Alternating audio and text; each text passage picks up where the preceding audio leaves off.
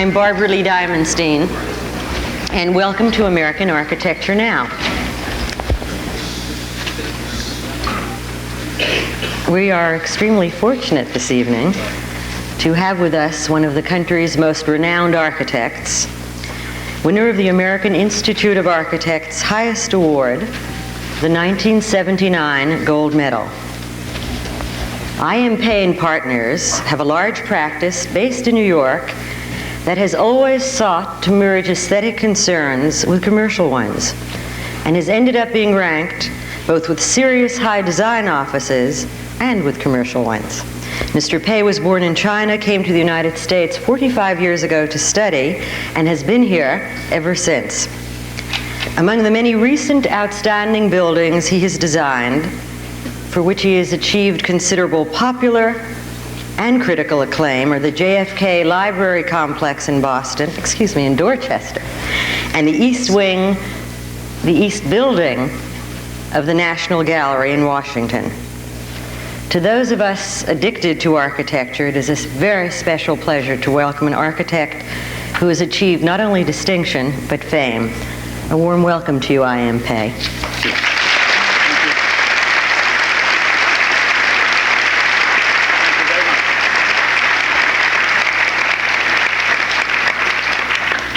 Why don't we begin with some of your recent words? And if I may, I'd like to quote them. You said, and I'm quoting, "The talk about modernism versus postmodernism is all unimportant. It's a side issue. An individual building, the style in which it is going to be designed and built is not that important. The important thing really is the community. How does it affect life?" And then you go on to say, "To capture the spirit is more important than to satisfy the function. We tend to put too much emphasis on function, on how a building works, rather than how does it affect." Is that an accurate description of your design philosophy? I think so. I think it's clear that if you look through history, and you'll find that the Greeks have their agoras, and the Romans have their forum, and all civilized people have great squares and piazzas. This is where the life is. That's the theater of life in which architecture has to perform its function. I think it's that setting for life that is the great challenge for architects and architecture. Shall we join that issue of postmodernism now? I think this is a subject. Is it ever an issue for you? Not really. I know a year ago, I think this was a very hot issue among American architects. But tell you the truth, when I travel around the world talking to architectural schools in different parts of the world, it was not an issue at all. I think it's a peculiarly American phenomenon that we talked about postmodernism when we're really in the midst of still very much a continuous development of architecture as we know it, which is modern architecture. How would you describe this period? I think modernist architecture, which started actually way back in only 50 years ago, is still very much alive here today. And I don't think it's that easy to say that it's finished. And for that reason, why I do agree with some of the premises set forth by many architects, and many of them are young architects perhaps here. What are those premises? I think premises that the modern architecture has largely run out of steam, and that we better look back and for other sources of inspiration in order to be more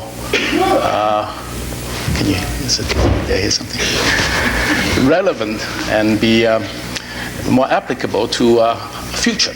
I don't happen to believe that. I believe in that. I think that we're very much alive. We're in the middle of a very vigorous period in architectural development. And I think the continuity is there. I think there are other issues that are far more important than stylistic ones. And what are those issues of contemporary concern? I think you mentioned earlier, I forgot when I said that, but I think it's all right. Basically, I don't regret that. I think it's fine. Life is the issue. We're talking about architecture. We're talking about whether this style or that style is better. We're talking about looking back into history for inspiration. All these things are fine, but are we really solving the most serious problem of all? If you look at our cities today, look at all around you, New York and Philadelphia, for that matter, Paris and London. What have we got? We are not really building a civilized society. Our cities are looking terrible, and they're looking worse and worse. Individual buildings may be interesting, one maybe more so than the other, but we're not really building a civilized setting for life. And when did we last do that? Let's see. A long time ago. I think 18th century, 19th century France. You have heard of Napoleon III, for instance, the Baron Haussmann. They try something. It's a very authoritarian way of getting things done, but at least they have something that we can today look back with pleasure. How about England? I think the Georgian period also in England is a period that interests me greatly. I think then architects have developed a consensus. The Georgian vernacular was accepted. And out of that, together with classical revival under Christopher Wren and Inigo Jones, I think that was a great period from 1960 to almost 1900. 1860. Almost. No, I think it lasted until Victorian times. I think that long period, which we broadly call Georgian, is very, very exciting period in civic architecture. Well, what are we to do given that appraisal? The last time we tried to level American cities, we were faced with a disaster of 1950s urban renewal. What are we to do to improve not only the look, but the life in American cities? I think architects will have to begin to look at the larger picture. I think that's very necessary to look at and not at the individual building, because that building has to relate to other buildings, and other buildings have to relate to streets, and streets to squares and the like. I think if we begin to look at the larger context, which is not the individual building itself, but how it fits into the setting, if we begin to look at it that way, I think we can begin to develop a civic architecture which we lack today. I remember something which I think is rather interesting to point out. The other day I was called attention to the fact that Brunelleschi, I think in Florence, designed a building called the Foundling Hospital. Now many of you are architectural historians, so you probably remember the date. 15th century, let's call it that. It was close enough. About 89 years later, another architect, I think his name was Micheloso, designed a building across the square from his Foundling Hospital, almost identical. Now that's civilized. That is being very civilized. I thought that was sort of self-effacing too. Well, there's a larger problem, and Micheloso was a very fine architect. And can you imagine that I would do a building just like Philip Johnson across the street? Or vice versa. Well, then maybe part of the problem is the whole nature of architectural education. Maybe. That's, and it's something that is an area of continuing concern of yours. Are younger architects being trained to think in those terms? I know that I wasn't when I was in school, but that was a long while back. I hope you are being trained and being educated that way, because that's the hope of the future. And architecture is really the mirror of life itself. And I think that unless we do that, we begin to look at what is important in life, and then what we can agree on. It's a cultural consensus that is lacking today. I think we should have that. And once we have that, the architects, I think, will begin to become less frenetic in search of something new, but rather in search of something that is good and relate well to the larger environment. Do you know any architecture school where that is taking place currently? I know you're deeply involved with the school which you attended, MIT. Does that happen there or any other place? No, it doesn't. It's not happening there, unfortunately. I try my best, but I think I'm a bit out of date when I speak to them that way. They don't think that this is their, the young architects and the teachers of the school feel that their concerns are very different from mine. And I like to continue to talk about it that way because I don't think that they're right. I think they're wrong. I think this is a larger concern which I think architects, if not today, but soon will have to face. Well, you've designed everything from complex that transform entire cities to small isolated museums. By now there are more than 50 projects that your firm has designed, and many of them have been for the celebration of the arts. I'd like to recount some of them. The Everson Museum of Art at Syracuse in 1968, the Mellon Art Center at Choate School in 1972, the Herbert F. Johnson Museum of Art at Cornell in 1973, the East Building of the National Gallery in 1978, and upcoming is the Indiana University Art Museum and the addition to the Museum of Fine Arts in Boston. I guess they started out with a plan to install climate control, and by the time they were through talking to you, they ended up with a new wing. Is there any other, are there any other museums that we don't know about yet? Yes, I think the latest one is probably the most interesting. We're doing a small museum, not a very big one, for MIT. It's called the Arts and Media Museum. That's something new. I think this is, I find it extremely exciting. And I don't think tonight is the time to talk about it. Perhaps you could describe it briefly, since you obviously see it as some breakthrough in your museum design. Well, not so much a breakthrough, but it's a different kind of challenge. There's no longer a place where you hang paintings or install sculpture. There's some of that, but that's not the important thing. It's a laboratory for art, and I think that's the exciting thing. And the MIT is a very, very renowned School of Science and Engineering, and its resources in the area of electronics, in computer, photography, film, sound is incredible. I mean, the resources are very rich, one of the richest in the world. What MIT is doing in this tiny little museum is what Pompidou Center tried to do in an enormous establishment. But they don't have the intellectual and resources that MIT has. And for that reason, I think that it really, am I being chauvinistic? I don't know. Well, I assume you meant an educational system really as is, a and I support think, system. so the building is not really important. The building, I hope, will be architecturally all right, but I think the important thing is that the activity that will take place in the building will have a great deal of resonance. I think it will do wonderful things there. The point that I was obviously making in retelling that long list of your museum involvement is that probably more than any other contemporary architect, you've been involved with museum design. I wonder if you could tell us what, if any of your original thoughts have recurred, have been confirmed, have been altered during the course of the design of all these museums.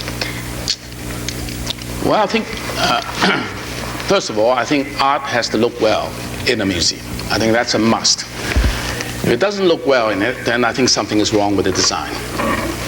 Secondly, I think that it should be a pleasant place to visit. I think the enjoyment, I think this is, looking at art, you can't really look at art in a concentrated way for too long a period of time. What's the level of museum fatigue? When does it set in? Well, Carter Brown, who's the director of National Gallery, has always said that he thinks that 20,000 square feet is the maximum. And that's as large as museum as you should build, or a person should visit at one time. Can you translate that into time for us? Well, time is hard to, someone may spend a day walking around 20,000 square feet, and another person may just rush through it in 5 minutes.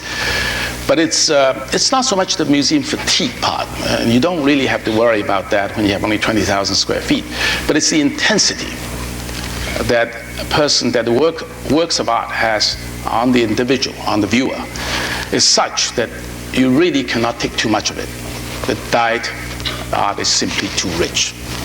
And I think this is the important thing. And that's why I think a museum should be also a nice, pleasant place to be in. Because a good part of the time you want to come out for air. And you want that place to do that for you so that you can continue on and look at more and more art. I think that's very important. Obviously, museums and their publics have changed, and I assume the designs as well. Are you designing a new kind of museum for a new museum-going constituency in this last, I guess, fifth of this decade? You deal with different numbers, a different population? Yes, I suppose so. When I was a student, that was a long while back, I used to go to museums to cram for exam. Why? Because it's so quiet there. You know, nobody's there. And it's a nice place to be. But today, it's just the opposite. I mean, all you have to do is to go to a Metropolitan Museum on a Sunday. It's impossible to get up those steps. It has changed. Well, how do you plan now, for example, for circulation, for crowd control, for so much space that is given to bookstores, to food facilities, all the support systems that that the museum itself requires to sustain itself, at least from an economic point of view? Oh, I don't agree with that. I have to think that that's not the right direction for the museum to grow. I think that if I were contributing to the museum, which I do, I hate to see that money go to gift shops. I don't like that at all. So I think they need some of that, but to put too much emphasis on food service, on selling reproductions and so on, is not my idea of what a museum should be. Why don't we talk about what your idea of a museum should be and your most, I guess, publicly acclaimed demonstration of that. And I'm referring to the building that is now just about 2 years old, the East Building of the National Gallery in Washington. To begin with, downtown Washington is itself something of a monument. There's no other place in the United States that can match it, either in its scope or in its history. However, it also has a penchant for monotony. That was, at least until the opening of the East Building, on that same site. The gallery itself was founded, for those of you who may not recall, in 1937. The time it was founded, both the gallery itself and as its adjoining trapezoidal plot was put aside for future use. Is that accurate? Mm-hmm. The planning of Mr. Mellon, the founding Mr. Mellon. Given that particular space, its location and its shape, obviously the site posed, a number of challenges to you. Can you tell us how you went about choosing to solve that problem and how you derived, what was the source of the inspiration for that shaped building? You have to look at the site in relationship to the other buildings that are already on the mall.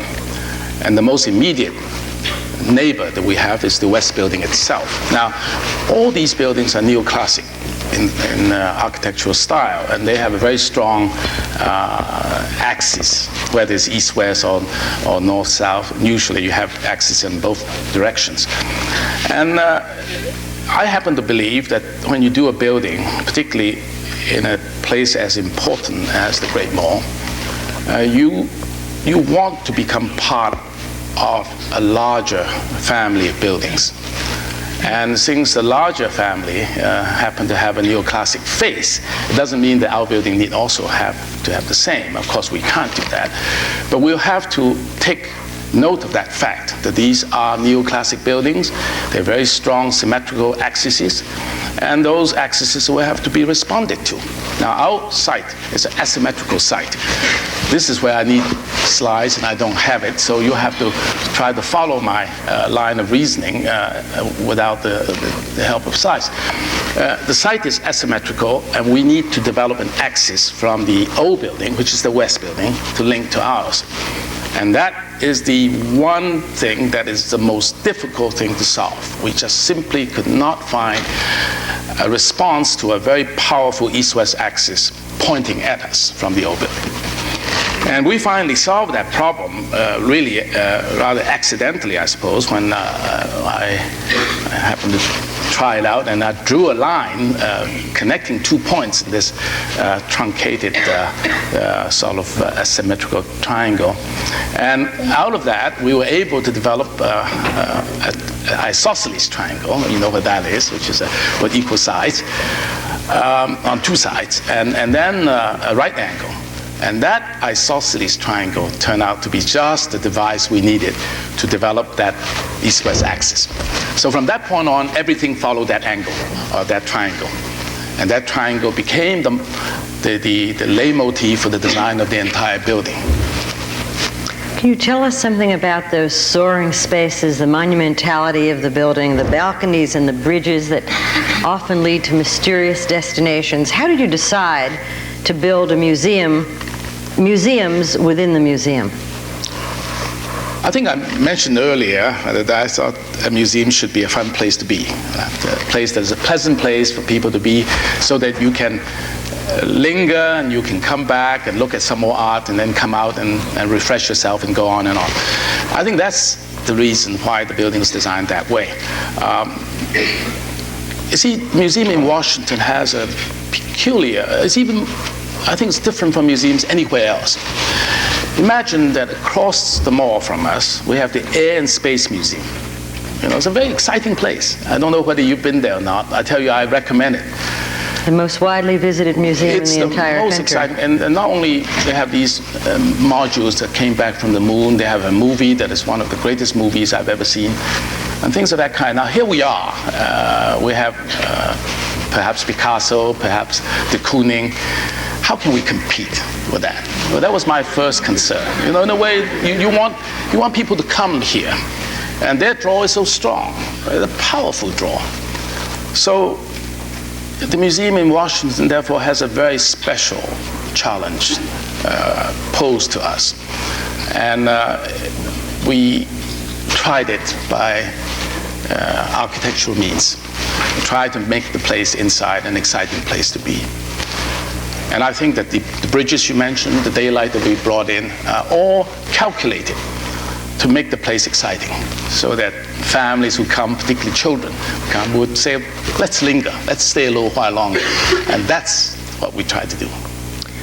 You mentioned earlier you did not give too much approval to large amounts of space given either to gift shops or to food services.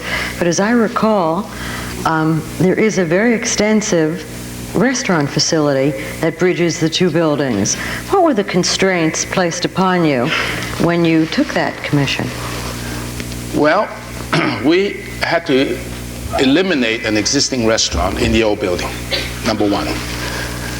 So having eliminated the restaurant, we have to put something back. So we are concentrating in one place, shall we say, a larger restaurant than the original restaurant, so as to serve both the east and the west building. So the number of seats that we finally decided to put in there was based on really a real need. Now, Washington, unlike New York, unlike many other cities, they just don't have a place to go to eat. And the way we planned this restaurant in terms of the number of seats, shall we say, it's not only to serve the museum, the two museums, but also to serve many other public places on the mall. So it's larger than I like, but it's always full. So I would have liked to devote that to more exhibit space, but in this case, I'm afraid that it's needed. You raise a question that I guess for a building that is nearly 2 years old, is old enough and praised enough, and I guess it was bound to happen for a reaction to set in. You said you would have liked to have devoted more space to exhibition space. How do you feel about the recent criticism, especially about the amount of exhibition space that is available? Yes, I feel some responsibility for that. Not that we don't... What is the amount of space? I've heard so many figures, and I've heard so many references. So one question is, what is the amount of exhibition space? And two, is the public yet aware of the total amount of exhibition space there? I don't think they're aware of the total, simply because there's so many galleries there that very few of them really have a chance to see all of them at one time. Are all of the galleries yet open? One or two may be closed at certain times for installation, because let's remember this, the East Building cannot stand alone as a museum. It's designed to complement the West Building, the original National Gallery. Now, the original National Gallery is really a veritable storehouse for masterpieces. It really is one of the greatest collection, I think, small collection compared with Metropolitan, but one of the greatest in the world. They have that.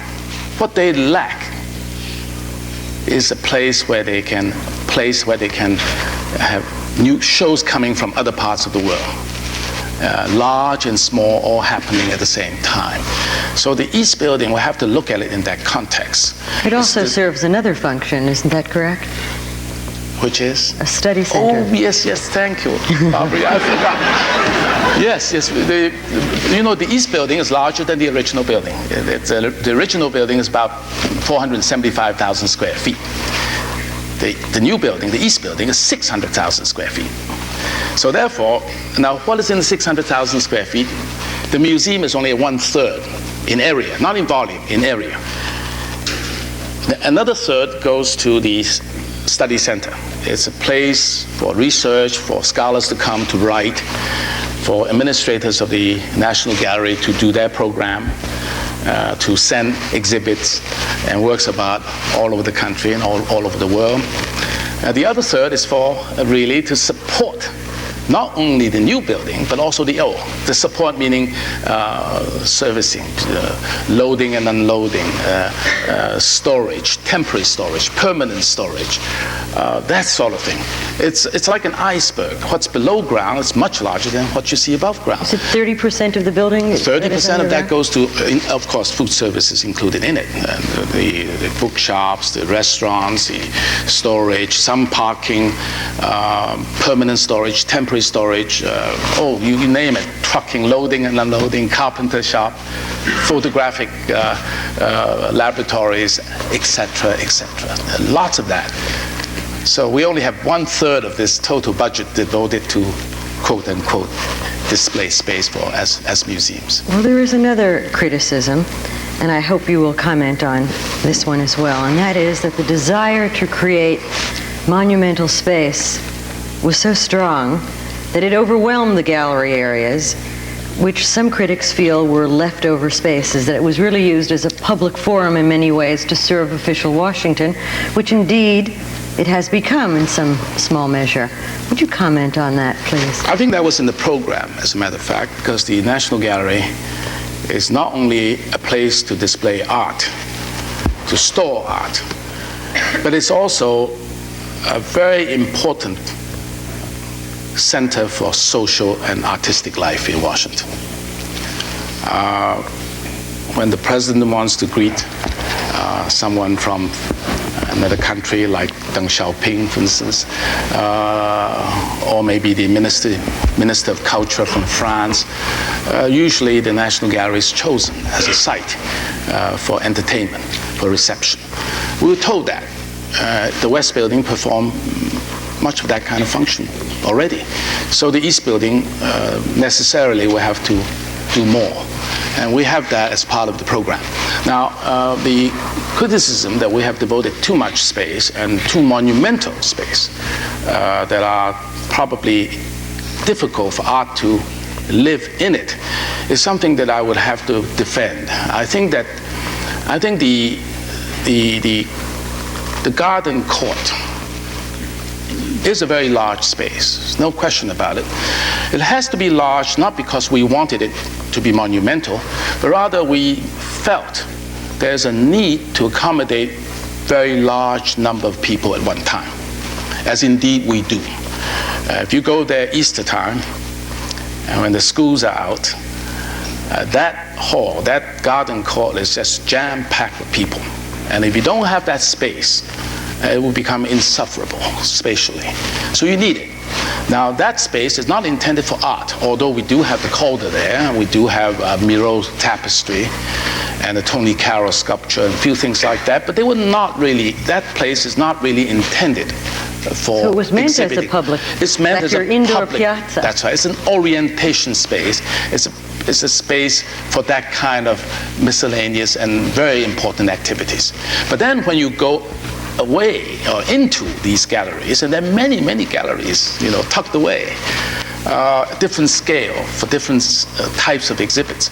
When you're in there, art is completely in scale with the spaces that they're designed for. Well, together with Carter Brown, you traveled throughout the world looking at other museums. Was there any that was a particular source of inspiration to you in the design of the East Building?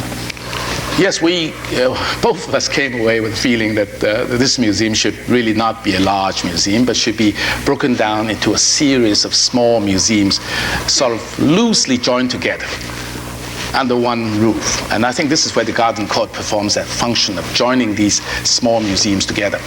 And we really have 3 museums in this East Building.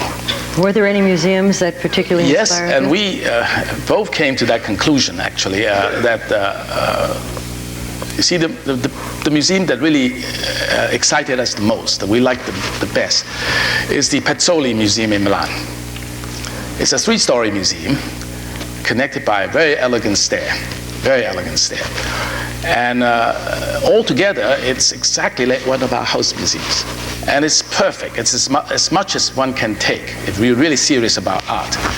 And we have 3 such museums in this building, which are like the Pezzoli. So we learned something from that. Whereas all the other big museums, particularly the British Museum and the Louvre, all seem wrong to us. And we just didn't want that. And I think the scale of this museum, in spite of the Garden Court, I think is a very intimate scale. It has a very intimate scale. It seems to me that the East Building was an architect's dream come true. A great site and a very great client. The entire cost of what has been estimated at $94.4 million, and by way of contrast, the Hirshhorn Museum cost $16 million, was paid for by a private benefactor, Mr. Mellon. Is that correct? Correct. That is the first thing. So the question that I have, because when you referred to the program, I wondered if there were restrictions or definitions or limitations that were placed upon you because of the very nature of that assignment. Did the trustees, did the benefactor, did the fact that the National Gallery is a national gallery, and I guess we tend to forget that I think all save 6 employees are civil servants. Were there any restrictions in terms of design, materials that were placed upon you? Yes, but not too many, fortunately, but that very definitely. Can you tell us what some of them were? One is that this building has to last forever. We have to build it out of marble, just like the West Building. And you did that? We did that. Very expensive. How did you arrange to do that? How did Asking for more money. How did you match the marble? We have to go back to Tennessee to open up the old quarries. The same ones from the original building? Same ones, yes. And not only that, we even found the man who was responsible for the assemblage of marble work for the West Building, Mr. Rice. Malcolm Rice was still alive then. He is now about 80-some years old. And we took him out of retirement and put him in charge. And he was at the quarries, not quarry, because many quarries all over Knoxville, Tennessee, and supervising the selection and the matching of the marble. It's a very big effort. Now, we haven't done too well. You don't like the match? Well, we could have done better.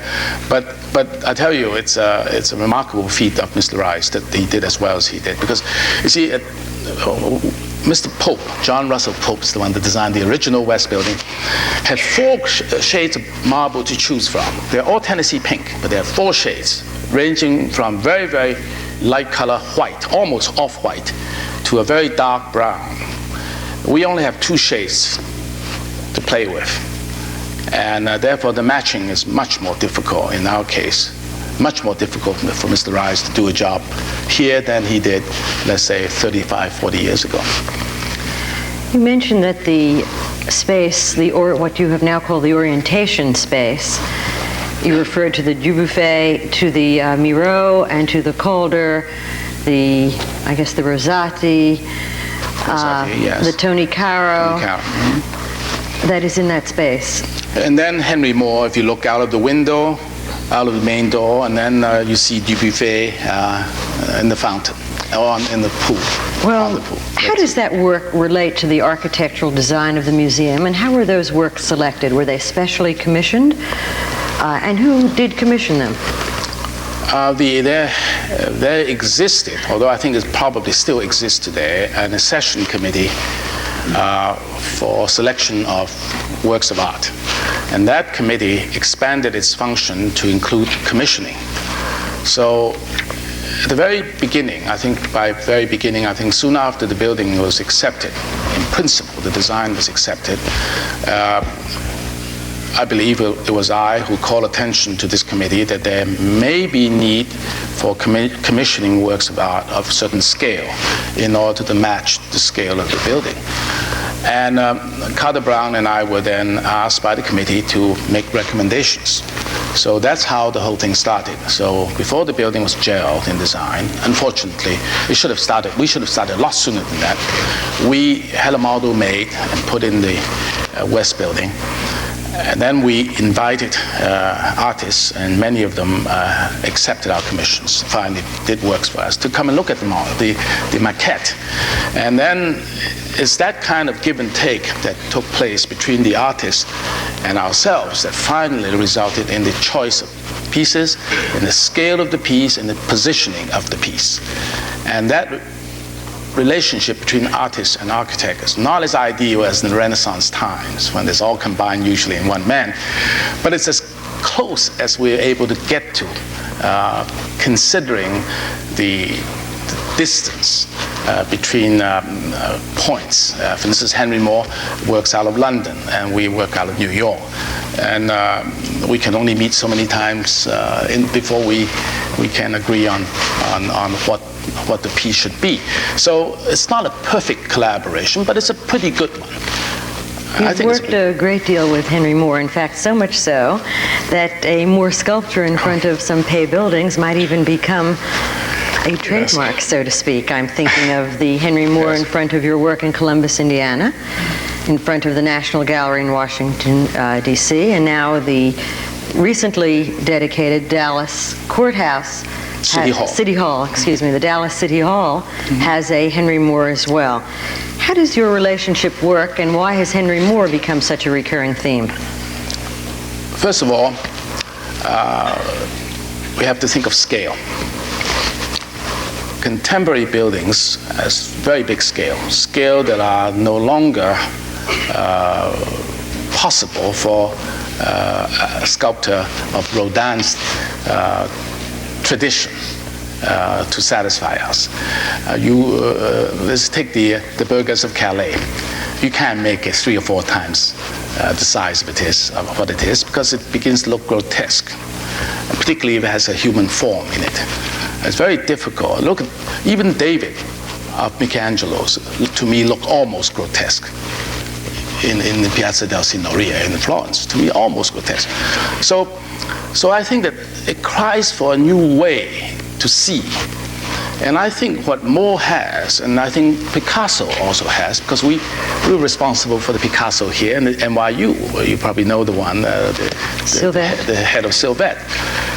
You see, what makes it possible for works of these artists to enlarge into very large size is because of the abstraction.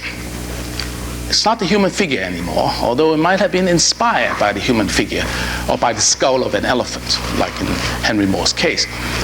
But by the time it's finished, you no longer associate with a human figure. Consequently, that abstraction itself enables it to become a very large piece. And that's why 1958, when I first saw the Sylvette in Paris, I saw a tiny little photograph of a maquette, this big. And right then and there, I said, finally an artist was able to do something that can become very large in scale. Because it's abstract. I wouldn't enlarge Maillot or Rodin. I just wouldn't consider it. Would not consider doing it.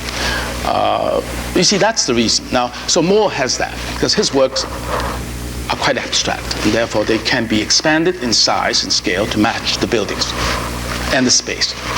Number two, his forms. Who determines that expansion in scale, you or the artist? Together. Even with Picasso, we had to consult him. You know, this piece, do you know this piece at the NYU housing down there? The way we did it is this. We had to send Picasso a maquette of the Three Towers. And we gave him the scale. And a sculptor friend of his took it to Villeroy's, and he looked at it, and he came back and said, I think my piece should be this big. And that, believe it or not, turned out to be within 10% of what we as architects thought it should be. So it was a very happy... And whose determination prevailed? Yes. You have that to isn't respect. often the case. But it's only 5. I think we wanted it 40 feet high, and he wanted it 32 feet high, and I think 32 to 35, I think around that. So it's about 10% difference, and we chose his dimensions. Question about the art and commissioned for the National Gallery. You said most every artist accepted your commission. Were there any who rejected it? No. One did not. I think Jean Dubuffet accepted the commission with reservation. And after he completed the piece, the reservation was on the other side, was on the part of the session committee. So eventually, that piece was not commissioned, although the maquette was exhibited on the pool in the National Gallery. The time of the opening. Mm-hmm. That piece was intended to be where Henry Moore is now, at the front door of the East Building. I actually would have preferred that over the Henry Moore. I think that piece would have been... It was invitational. You might describe what it was. Yes, it's a group of figures in red, white, and blue, his colors. And it's very gay. I mean, some people call it sinister. I think it's very gay. And he called it the Welcome Parade, which is a very nice thing, you know, when you come into the building. It's sort of like a circus, you know, come one, come all kind of a thing. I liked it, and I really fought for it, but I lost. I lost because the committee felt that Washington is still a very conservative place, and what will the congressmen and the senators say? I remember that. Other than Philip Johnson, I know of no other architect as deeply involved with the visual arts and artists as you are. I wonder if you'd take a moment and comment on a subject of recurring interest, and that is the state of the collaboration between artists and architects, and what you see as a future direction for that collaboration. I think that the Renaissance times are gone, when in one man one can combine both the artist and the architect. Complexity of modern life, technological advances alone, it would inhibit this kind of Renaissance men. I don't think we will ever see that again. So therefore, I think it's incumbent upon us, artists and architects, to begin to understand each other. And we have not perfected that. We're far, far away, a long way from it. I think the artists feel very much left out. They feel that they have gone way beyond the architects, and they're right. I felt uneasy about the commissioning method at the National Gallery. I think we've tried to do a little better than before, but we haven't really reached the ideal. We could do better. We're trying to do better now. We have this Arts and Media building in MIT. It's a very exciting one.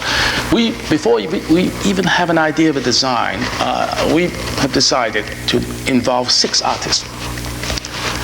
And 4 have already come in to see us at the very beginning.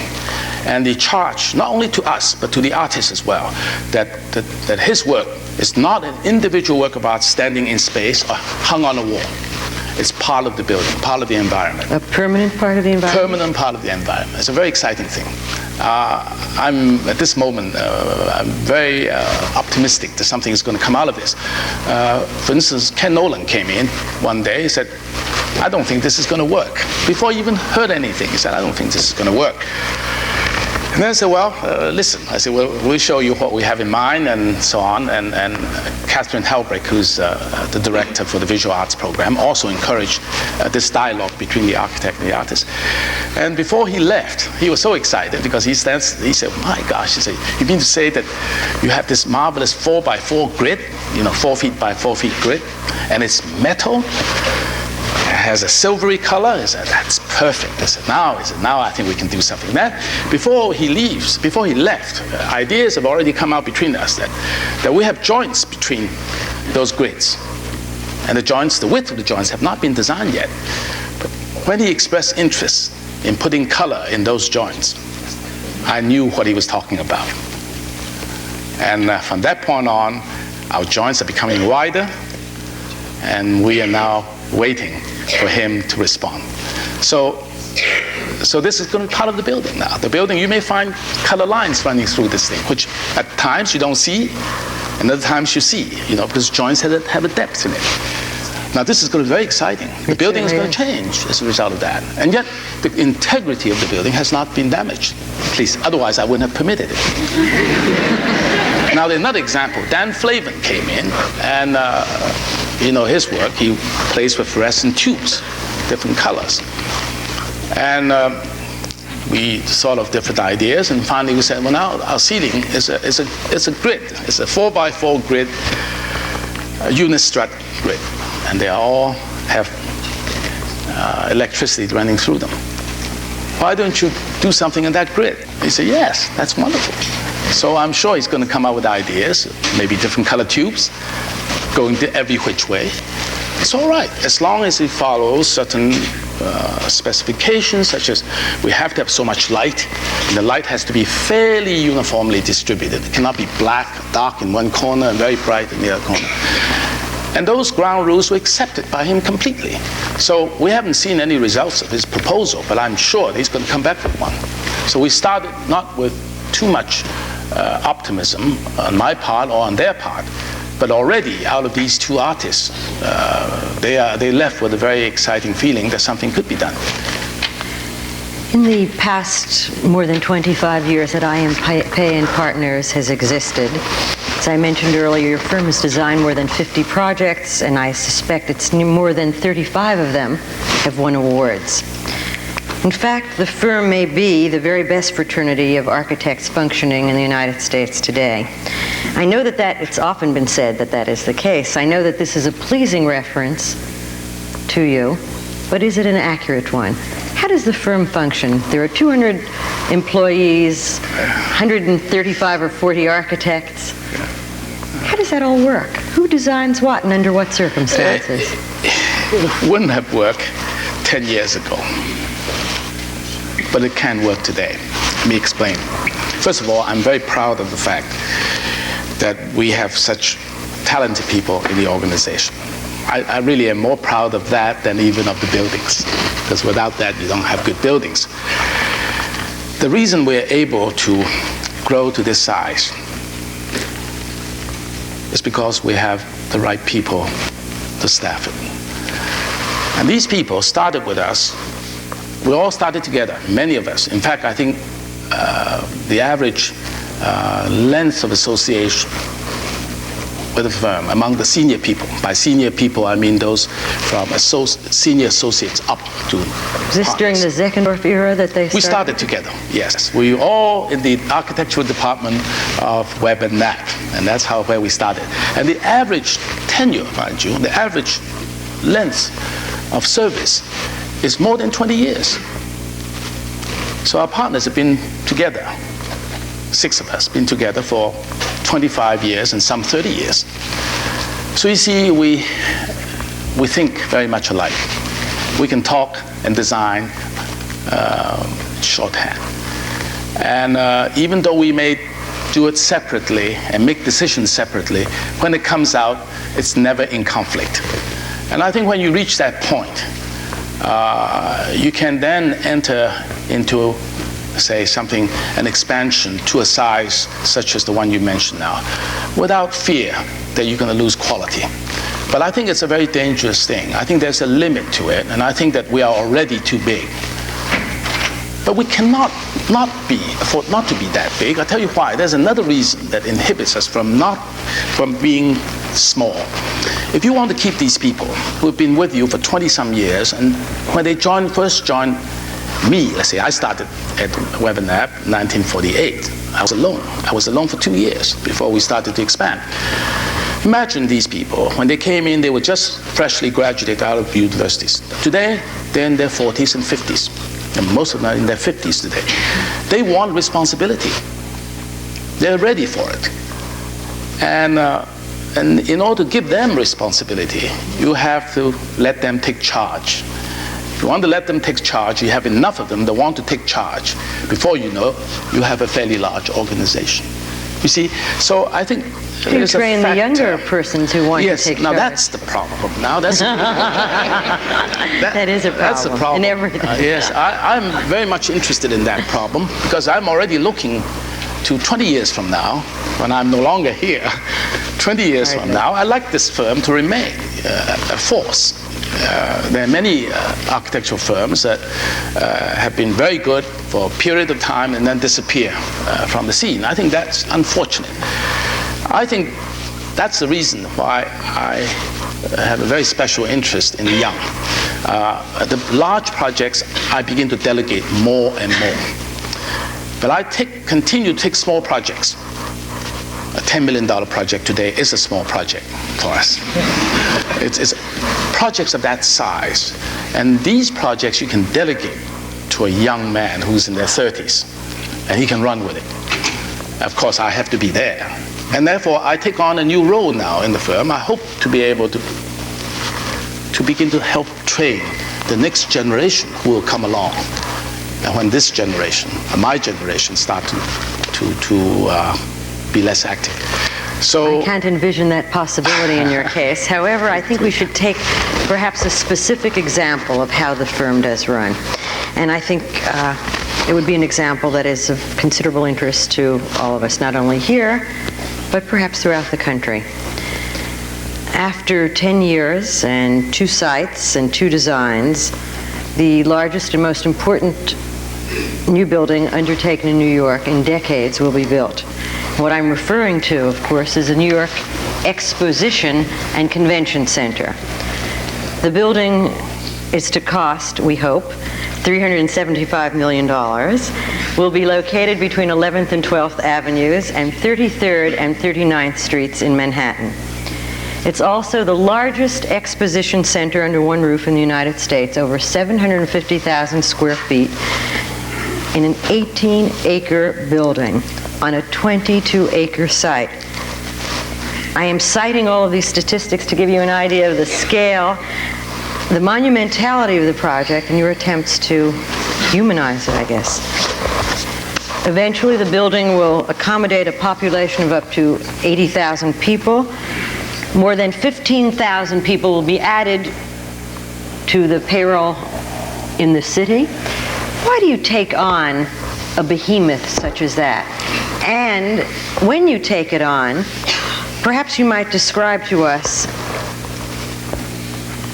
who is responsible for both the design, the conception, and the implementation of a project that is obviously so large that it is beyond the capacity of any one person to undertake. First, I would like to correct the construction cost that you just mentioned. The project cost is $375 million, but the construction cost is a very limited one. It's $203 million, still a lot of money.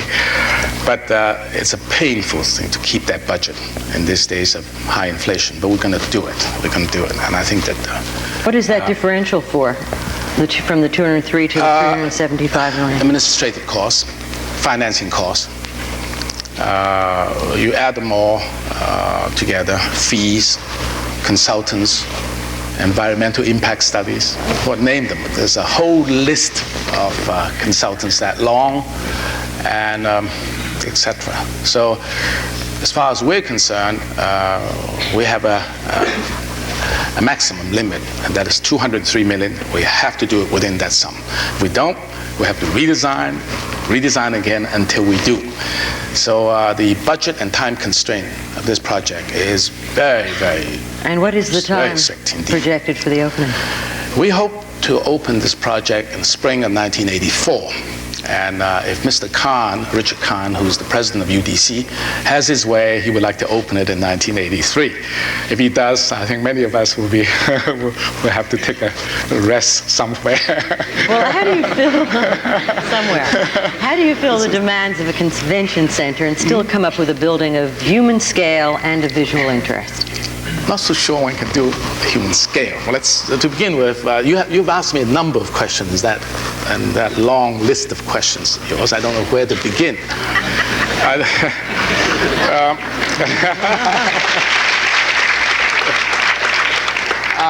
To begin with, I think, how do we design such a building? This building, believe it or not, was conceived within a matter of a month, was refined and tested out that it would be workable in a matter of 2 or 3 months, and we are only 6 or 7 months down the way. Now,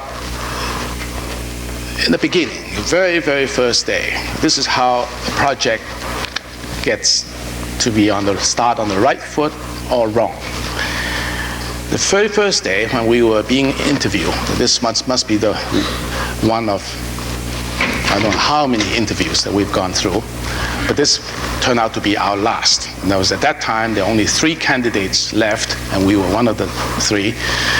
And Richard Kahn and 2 others came to our office and sat down and discussed the project. And I thought that was my chance to say what I really believed in it, and to tell you how important that day turned out to be. I said this is the first time that New York City is considering building a public building. First time ever since I've been in New York. I don't consider Lincoln Center a public building because it's really private, more private than public. This is the building every citizen of New York City and New York State can claim the piece of mine. This belongs to me. So this is a very exciting thing. And yet, I've lived in New York for 20-some years, I told him, almost 30 years. And I've only been to the Coliseum twice. Which means the Coliseum, which is an exposition and convention center, means relatively little to me as a citizen of New York. I wouldn't want this to happen to this building. He said, well, what do you propose to do? I said, I only ask for one thing. I said, this is a very large building. It has 2 million square feet in it. If you give us 5%, say 100,000 square feet, and let us do what we wish with it, we'll turn it into really a public building.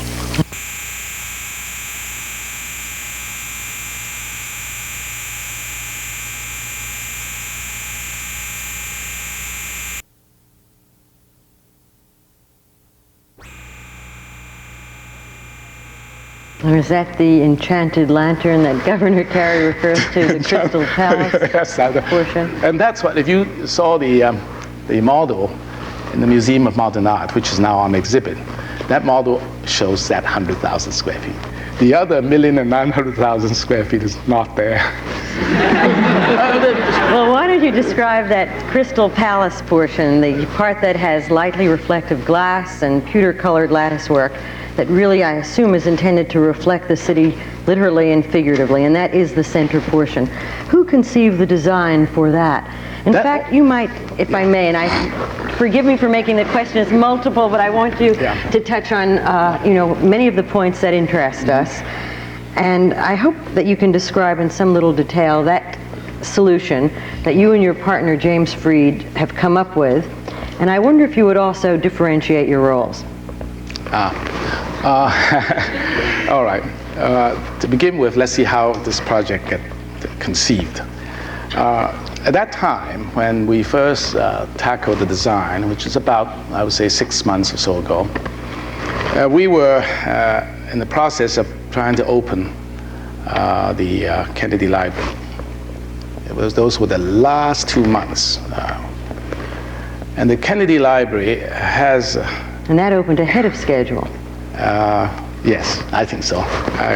The Kennedy family may not agree with that, but I think we did. It's, there you remember we have a pavilion, which is a glass pavilion.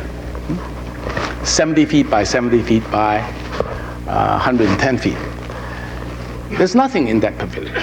There's only a stone bench, which only recently was installed. But when we opened, we didn't even have that.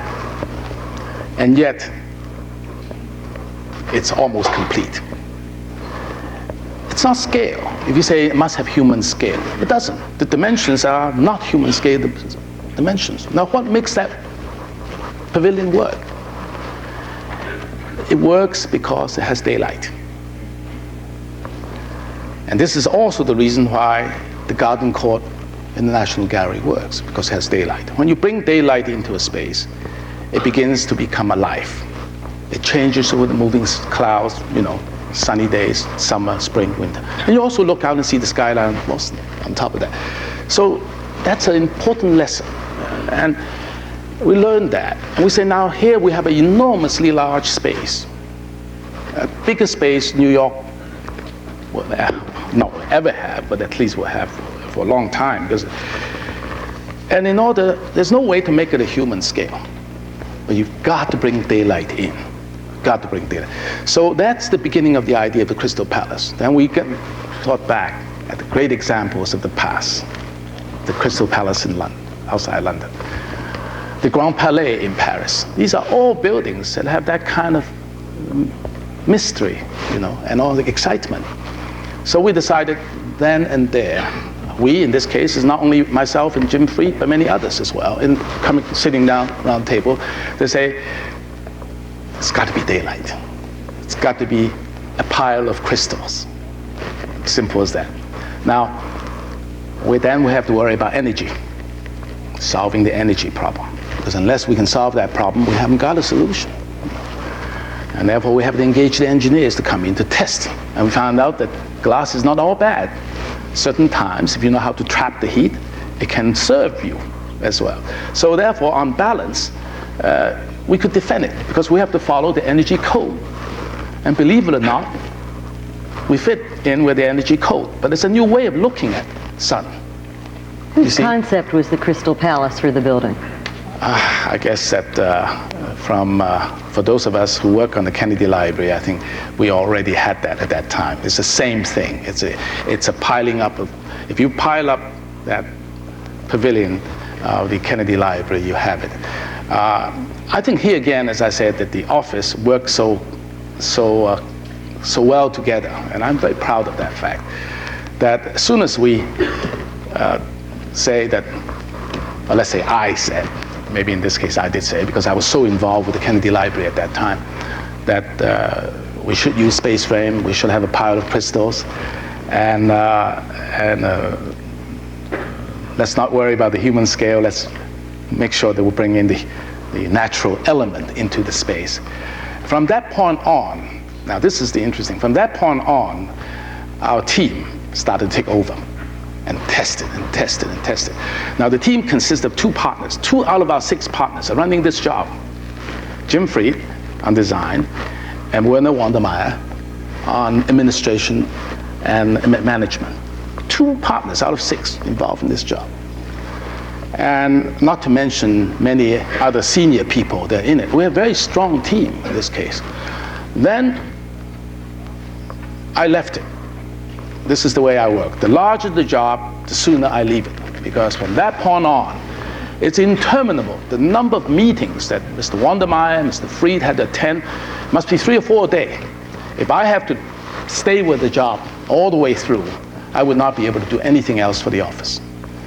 So therefore, when the concept was arrived at, and the concept seemed to be right, as long as the concept is not going to be changed, it moves, and frequently without me. Does that reflect, in a sense, the change in architectural practice, that by the time one is really sure of how to use whatever tools one uses, they are very far removed from that. I mean, when was the last time you held a T-square?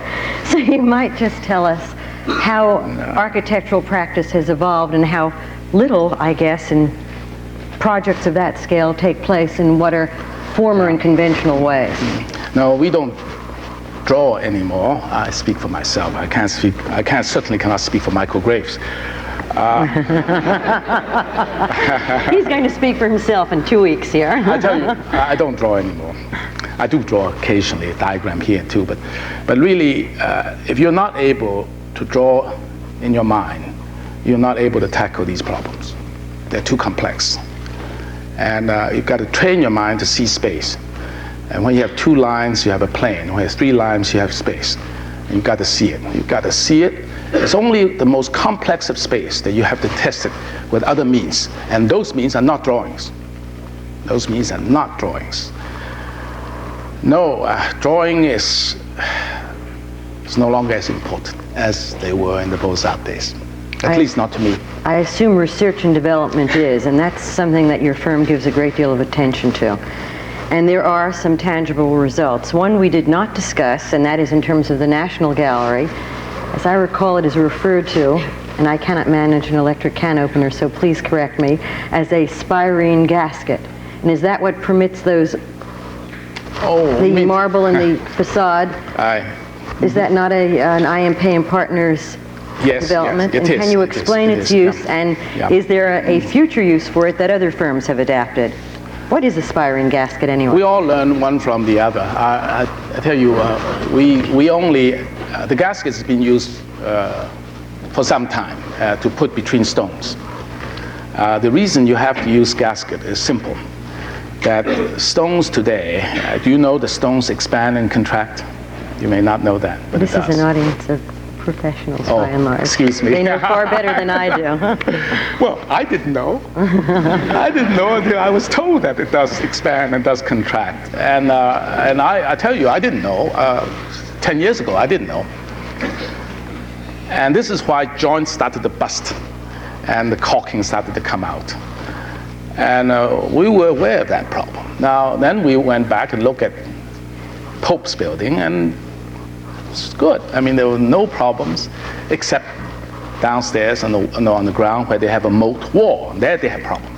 But in the building, they didn't have any problem. There are 2 reasons why they didn't have any problem, we learned. Number one is that the stone is very thick. So it absorbs the temperature and takes a long time for it to give out. You know, that minimized the cycle of change. That's one reason. Reason number 2, it's simply that it's interesting that these old Beaux-Arts buildings have a reason why they are so. Those pilasters, those capitals, the frieze, those details are marvelous joints. The slip joints that permit the building to expand and contract. Now, a modern building doesn't have that. And that's our problem. You see, our buildings are flat surfaces, run for 200 or 300 feet. And if you don't have a solution for that expansion and contraction, you're going to have endless trouble all the way through. So it's that we decided to search into new methods and new technology and new materials. And the neoprene gasket was the one thing that permits us to solve the problem. Because every stone has a gasket, which means every stone has this much to move. And that's all you need. So it's not accumulated. When it's not cumulative, you don't have this tremendous stress. And the building today, what is it, at least 5 years old now, even though opened 2 years ago, we have no problem. And I think it works. Is the lattice work frame that was used both at the John F. Kennedy Library Complex and will be the, I guess, support structure for the Crystal Palace portion of the convention center? Exactly the same. And was that developed by your firm for the library? It's a firm that you can, it's a product that you can buy in the market. In the convention center, you're planning 2 large exhibition halls in addition to the exposition and commercial uses of that hall. What do you plan to do with those spaces? We have a great hall. Let's call it a great hall. I like to think of a better name, but for the time being, pretty good. Because it is going to be big. And that hall is a place for people to meet. And I doubt that we're going to use it much for exhibition, although Once the building leaves the architect's hands, you never know what's going to happen to it. But I'm sure they're going to put an airplane in it, they'll put all kinds of things in it. But it'll be used, but it's a people's place. This is where the people meet, and we have crisscrossing currents of escalators in that space, which will animate that space, which will make that space come alive. So that's space one, and its use, I'm not afraid the space can never be harmed by anyone because it has enough power of its own. I think it will stand, will be all right. The second space is the so-called Galleria that runs east-west to the Hudson River. And that you have to go up to the upper level and go over. And that is also under glass. Now that space is the activity space. And this is the space that we now have to find activities for. That is separate from the complex of riverfront restaurants? Yes, separate from. Then you come to the very end of it, then you have a complex of restaurants on the other end overlooking the Hudson River. But that space in between, the so-called Galleria space, is equivalent to 2 city blocks long. And at the moment there are many, many ideas. Some of them are very exciting, but I don't know which one. Tell us what some of them are? I don't think so. Premature. I think what we'd like to do is to make this place a place that people would come. If they come from out of town, they don't have too much time. They should come to this place and say, what is the best of New York? What can we see in New York? And I like this place to do that, to show them what New York has. Not only its wares, not only what it sells, but also its wonderful activities, the art, the exhibition in the museums, the theaters. I think there should be audio-visual methods in store. Is that going to be possible with all that daylight? I think, oh yes, they will enter into booths, you see, just like in the National Gallery, enter into little galleries and then go inside, and you may visit all the galleries of New York and Soho, let's say, just by turning on the knob and see what's in Leo Castelli's gallery, what is showing in Andre Emmerich, and then say, no, I want to see that, that interests me. I think we ought to do this sort of thing. The best New York office. You said that should go there and see it. Airplanes will be exhibited there. Do you expect works of art or computer versions of works of art? And are you planning to commission any for that space as well? No, I wouldn't dare to commission anything here. I think, Barley, you have to think up something for this great space for art. I hope that exciting art forms will come in and use this space. The laser, for instance, is one. I think that inflatables is another. I think there are a lot of new things that can come into this space that cannot take place at the Metropolitan. And I think it's people like yourself, that should begin to give some thought to it. And the space is actually yours because it belongs to all of us, as much to you as to anybody else. So let's use it. How will you keep these works of art from being overwhelmed, though? And that's obviously why you're talking about that scale of work. Do you see this assignment as really one of the high points of your more than 30 years of work in New York? Yes, I would say the highest. Why is this project so important to you? Not because it's big, but because it's so public. It's more public than the National Gallery. It's more public than the Kennedy Library. And it belongs to so many people. There are so many clients. And it will have a life of its own long after we leave the scene. It's the first great public building, great in terms of size, public building for the city and perhaps state of New York. What more can I say? It's a lot to say. How did the son of a banker economist ever become an architect? Well, to begin with, he didn't want to be a banker economist.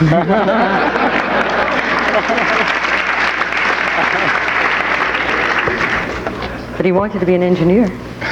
No, I don't think he really had. He just wanted me to go to England, that's all. No, when you first came here, did you not study? No, I came here to study engineering because I didn't know any better.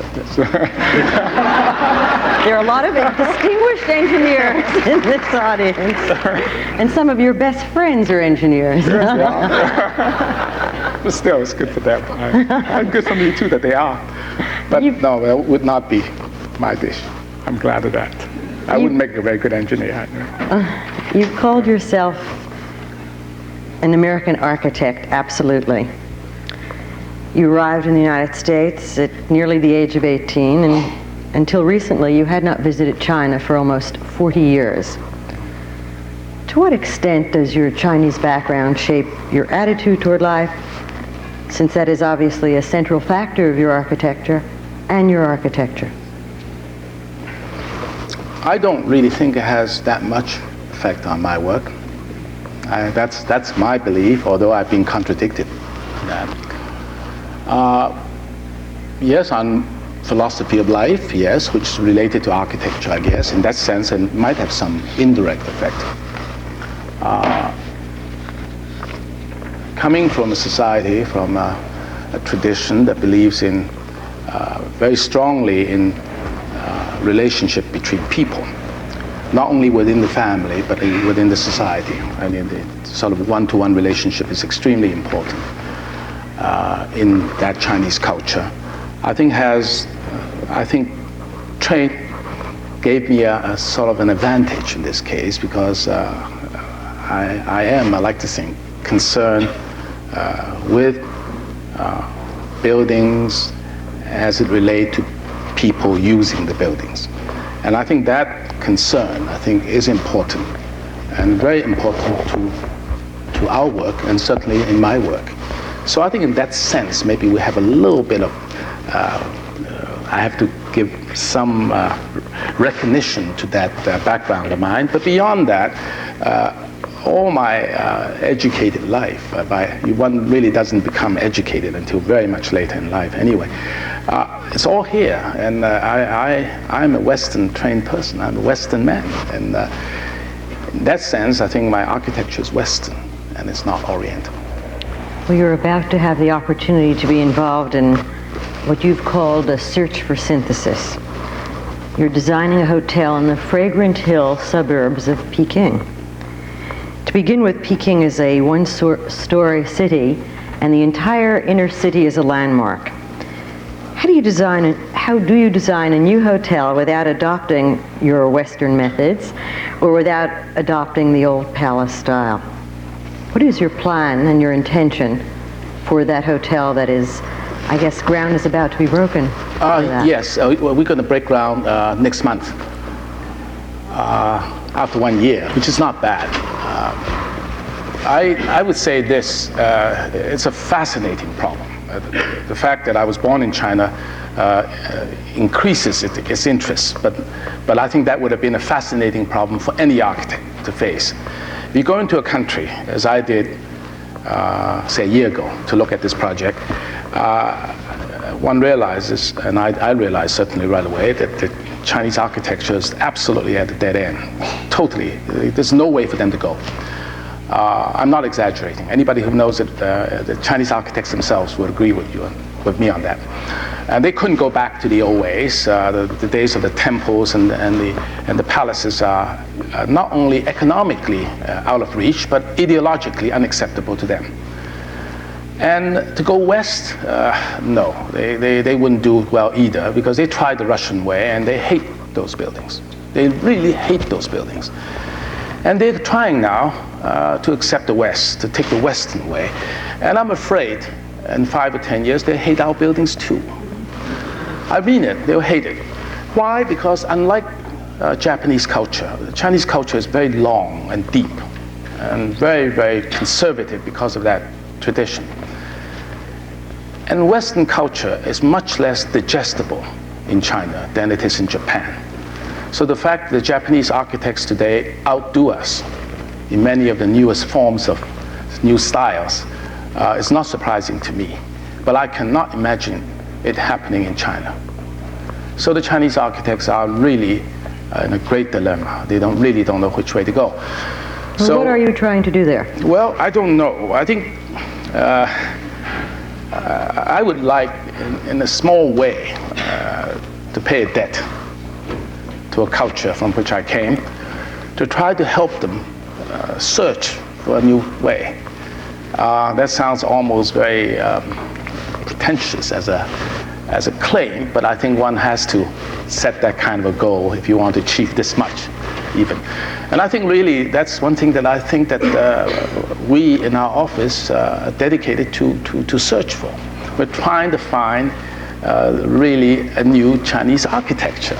And what is the reaction of that office been to that goal? It's difficult, but it's fascinating. It's possible. You know, we're now beginning to think that we almost can do something here. What does the hotel look like, if you can describe it briefly? I can't describe it. You have to go there. I intend to. I do. Well, first of all, let's say, what is architecture? Architecture really is to synthesize the best out of life, take the best out of life and best out of history. And whatever that is still valid, I don't care how old it is, use it. But what is not valid, abandon it. And there are many things, elements in Chinese architecture today are still very valid. Are you retaining any of those elements in your design? For example? We talked in the Western architecture circles about the importance between indoor and outdoor. Without that concept, there's no Chinese architecture. The indoor and outdoor is always one.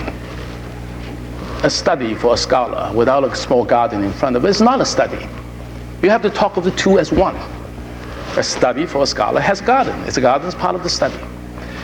So therefore, that's one. The relationship between indoor and outdoor, the role played by extremely small outdoor spaces, very small outdoors, and to maximize the effect of very small outdoor spaces is key to Chinese architecture. And this we use. We will have that.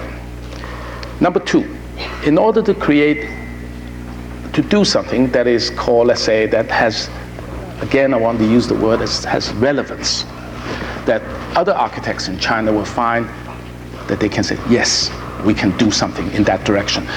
That means that you have to use traditional materials and traditional methods of construction.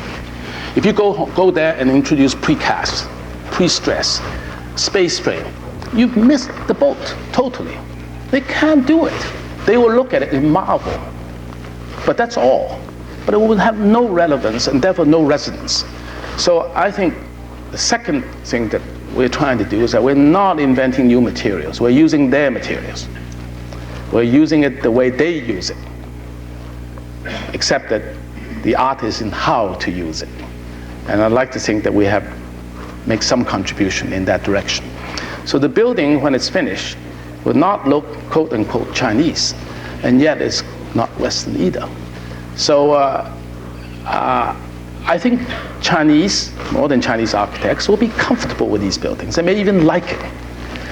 And if they Is that your reaction now? I don't know yet. We haven't, you see, they won't see it until 2 years from now when the building's finished. But to those whom you presented the plan? Yes, they understand, they understood, and they accepted the whole approach. I really was amazed that they find it really acceptable without glorifying,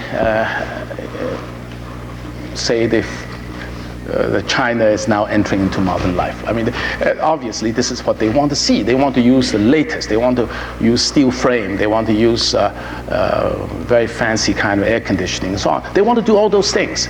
So we're giving them something which is not everything that they want, but nevertheless, it's something that I think they can have, and they should have, and that therefore they can develop. Therefore, that approach, therefore, can be replicated by architects all over the country in 101 ways. And I think that's the only way to begin a new vernacular in architecture. And this is how Renaissance started, and that vernacular lasted 300 years. Georgian architecture, wonderful. I mean, really great. Go to London. What is it? What is London? Yeah. So there you are. This is how one begins. And I think that these tall buildings that all these great hotel chains want to build in Peking, 30 stories high, 20 stories high, designed by the best known firm in the United States, are not going to succeed for that reason. They will be showplace, but they will not be good influence in a country like China. Of all your buildings, the Hancock building has been the most controversial. Some have attacked it. Ready. Others have praised it. But there is hardly anyone who does not have a strong feeling about it. Yes. I guess the Hancock Building is also the most famous of all architectural liability cases, based on a problem that involves a relatively new technique, and that is double-layered reflective glass. I wonder if you can tell us something about the realities of that problem. We've all heard so many stories. I wonder if you could tell us, here comes a multiple question again, if that building damaged the future for other curtain wall buildings, and how you think the future will deal with the John Hancock Building. I think the future is already here. It has recognized this to be a great office building. I'm very proud of it because it's designed by my partner, and I want to say Henry Cobb. So we're very proud of that building. The case, John Hancock case, is a very interesting case for architects. And I think I've learned a lot in that case. I've learned that architects are not very good at banding together, much to my dismay. I've learned that the American Institute of Architects is not as brave as I expected it to be. But all these are things of the past. And what I can tell you now with considerable pleasure is that the cause of the breakage of the building, of the glass of the building, is now known. Hasn't been tested yet in court, but we are almost certain it's going to be judged that way. But to begin with, that product is no longer on the market. You can't buy it anymore. Well, perhaps you would tell us what the cause is, and also, with all the research and development and expertise of a firm like yours, how that was possible. What was the cause? Well, we are very proud of our research department. We have probably one of the best, if not the best, curtain wall specialists in the country, in Mike Flynn. He's one of our associate partners. But in spite of that, we ran into this difficulty, and it's really quite understandable, because the testing of materials is never something an architect should try to do. This is the burden of proof should be on the manufacturers. They're the ones making money out of it. So therefore, I don't think for 1 minute the architectural firm should take on testing of materials simply because the industry failed. Now, the reason the industry failed in this instance is only human, is that the competitive instinct in glass companies are not any different from the automobile companies or any other companies. And they just wanted to rush the product to the market earlier than they should. And I think that is part of the cause of it. And I would be, I'm sure that when the case comes to the court, this will be touched on. We specified, fortunately, not the thickness of the glass, the type of glass, and the tint in the glass, but we specified performance of the glass under certain conditions, and that saved us. And the glass simply did not perform under those conditions. So as architects, we're quite lucky. I shouldn't say lucky. I think Mike Flynn was very far-seeing when he wrote that specs for us. But really, honestly, I think that we all should take that case very seriously. The American Institute of Architects should really call us in and have us tell them a lot about this so that they can advise other architects in the future when they run into similar cases. And we've gone through it, we suffer through it, we now will benefit from it. And the fact that we have a good building now will continue to benefit us. So we're happy we're here still. We're happy you're here still, too. Is there any... Thank you. Is there any specific building, a secret dream that you have for a specific building or a specific location for which you would like to create a design? Oh, not for a while. We have enough. I think let's... Well, when you just think about it, yes, since you're a long-range planner. Oh, no. I should be content, to tell you the truth. I think now that we have an important building in New York, I am content. And the important thing now is to build that building and have it turn out the way I hope it will. For what would you like most to be remembered?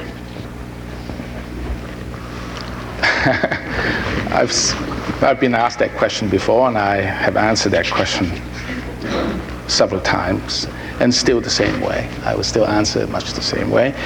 I like to be known really as an architect of my time, this time, that I'm trying my best under that circumstance. And that's all, and nothing more. Well, for giving us an evening that we will long remember, special thanks to you, I.M. Pei, and thank you all for coming to